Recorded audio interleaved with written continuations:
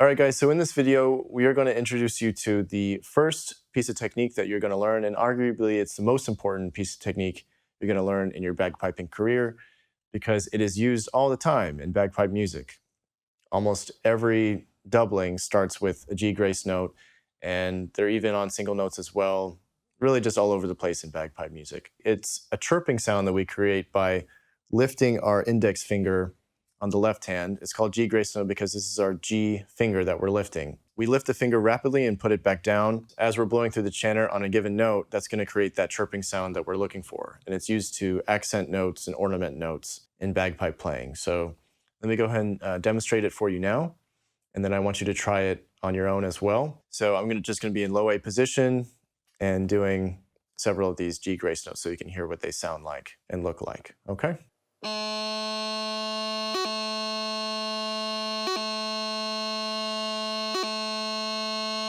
All right, so that's pretty easy, right? Nothing too serious there, but we're gonna go ahead and look at how we do these G grace notes coming from one note to another now. And that can be the more difficult part because we at least need to know how to transition from each note to the other without a grace note first, free of crossing noises, before we're gonna be successful implementing the grace note on that transition. So if you're still having issues transitioning from one note to another with crossing noises, I would encourage you to go back to the video in which we talked about crossing from one note to another, either on the bottom hand, between hands, or within the upper hand. So I'm going to go ahead and play for you each transition one at a time, going up the scale all the way up to F and then back down, looking at doing that with a grace note, one transition at a time. Okay, and I would encourage you to try it after you watch me do it. Okay, so let's start with low G up to A, and then we'll keep going from there.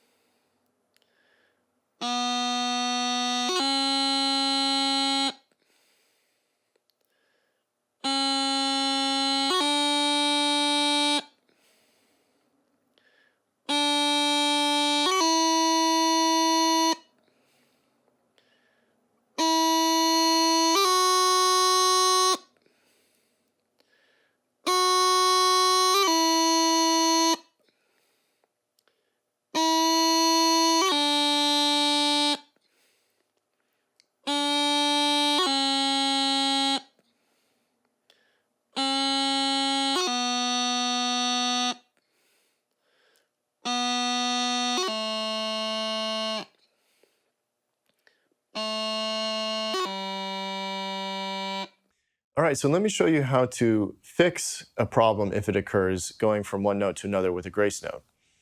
So this is going to apply to all grace notes, but let me show you the process for G grace notes in particular. So with any grace note, we're going to want to lift the grace note finger, go to the note we're going to, and close the finger at that position. So in the case of G grace notes, we're going to be going, for example, from low G to low A with a grace note. We're going to start in low G position, lift the grace note finger, which is this one here for the G grace note, get into low A position, and close the finger. So in slow motion, it would look like this.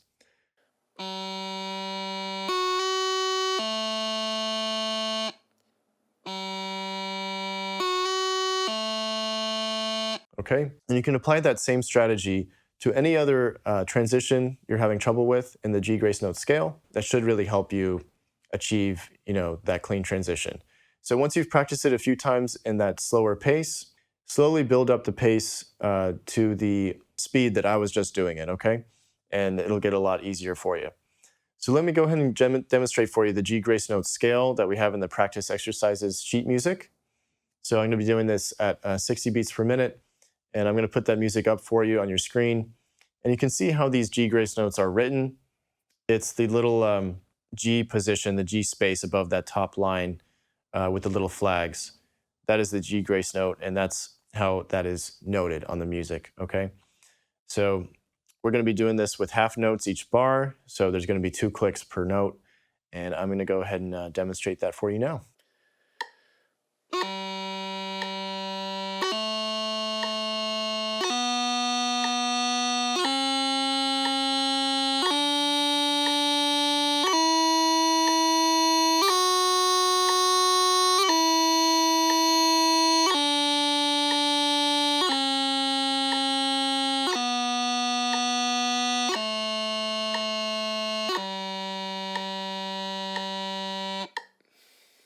right, so some of you might be wondering why it stops at F and doesn't go up to high G or high A. That's because it's actually impossible to play a G grace note on high G or high A. If you tried it, trust me, you won't be able to do it, and you'll see what I mean.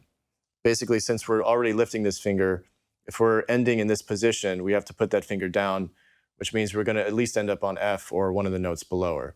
So that's why we can't end up on high G or high A with a high G grace note. So as always, I'd encourage you to try this exercise without the metronome first. Really make sure you're comfortable with each of those individual transitions up the scale and down the scale using the grace note. And once you're comfortable with that, you can go ahead and try with the metronome. Good luck, and I'll see you in the next video.